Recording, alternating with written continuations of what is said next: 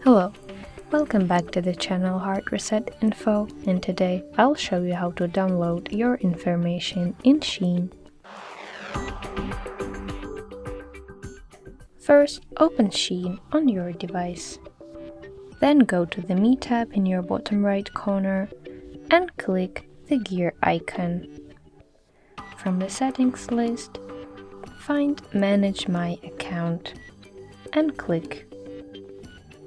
Then you need to choose the last option, Download Your Information button. In the Request Copy tab, press the Create File button